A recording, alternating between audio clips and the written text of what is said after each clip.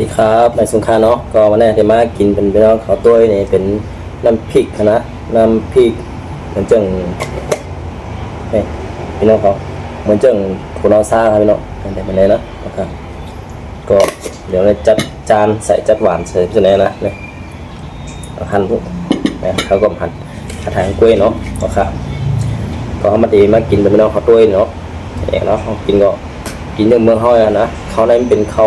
ดีขาซื้อมาในมันถึงเป็นหุงมือเฮาครับเป็นหุงมันถึงหุงแก๊สมาจิ้มด้วย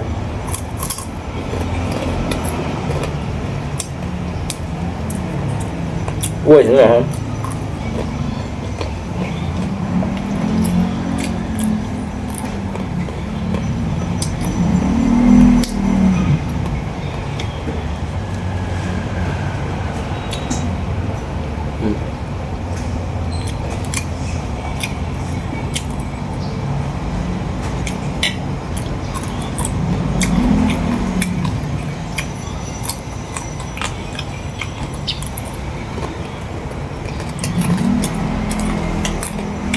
นั่นจะเป็นถั่วปูให้น้องเนี่ย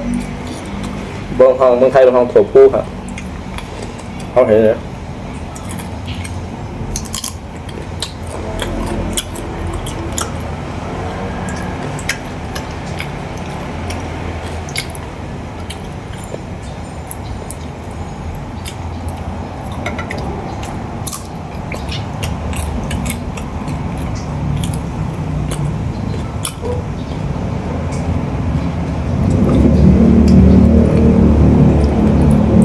บ่มาในห้องฟุกจะไรมึงชอบได้ไหมน้อง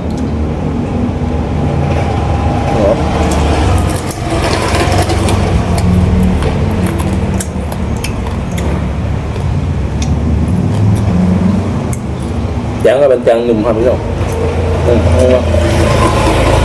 โอ้ยเดี๋ยวแหนมเดี๋ยวแล้วเนี่ยครบเลย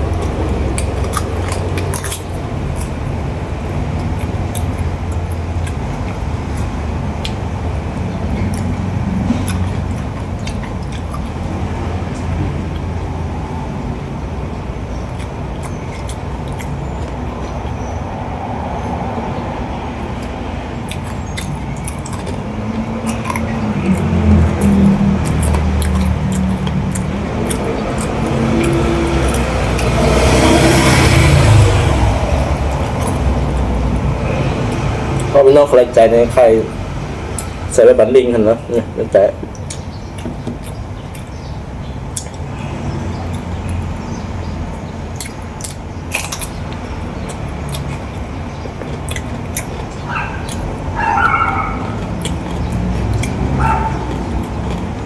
วางเพื่อนครับเพราะพี่น้องหอม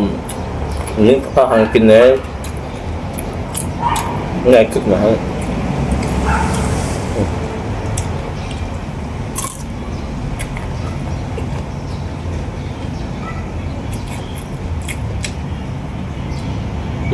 โอ้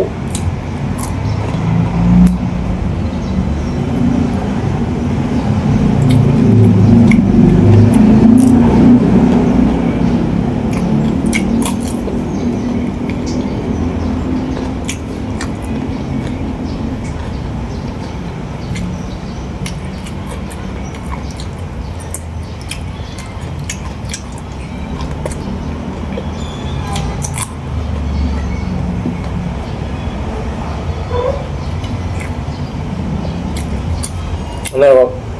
มีขายอะไรไหมเนาะแก้มขายปักไปตรงไหนเจอไอ้กองอันถ้าก็เป็น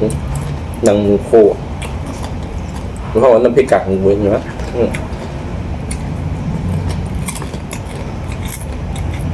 กินน้ำกันแน่แค่นั้น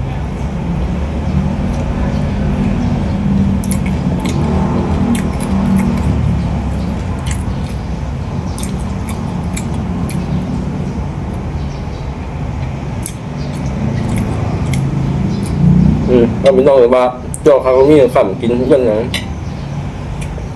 มันหวานกินโจ้เลยแต่เพราะกับเกกามันจะโจ้หรือกินเท่านั้นเนาะเลยไม่โจ้กลางใช่ไหมโจ้ตัดก้นต้องนำให้ไหนท่านหรอแต่พอกินก้นกล้วยได้ เอามือตาบมันเดี๋ยวมึงห้อง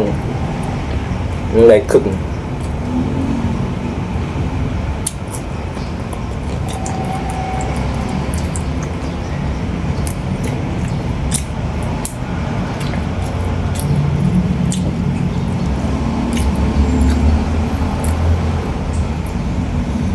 โอ้ยเนี่ยแค่นั้นมันไม่ถึงเม็ดนะเนี่ย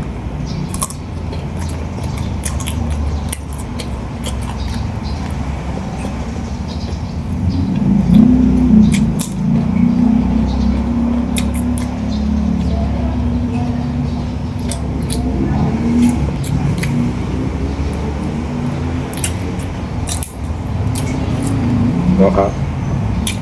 แต่ปัดนามาเพราะพี่น้องเขาแค่มันข้าวกินซังเล่นมันก็ให้กินทางนี้ไหนเริ่มหาตรงตักถึงเข้ามาอะไรครับเอ็นแห้งกันมาแล้วก็เคยคากักินกันเลยแห้งนี่ก็ตักมาเป็นเอาดิกหามาแล้วก็พอมีขยันตื่นตันวันหยุดเล็กเดี๋ยวมาให้เป็นพี่น้องเขากินทั้งกินใต้เขานะมันจะมีหลายเมี่ยงทั้งใต้กันเมื่อว่าเอาพี่น้องเขาด้วยนายนะพบกันใหม่ค่ะไม่ตรงกับ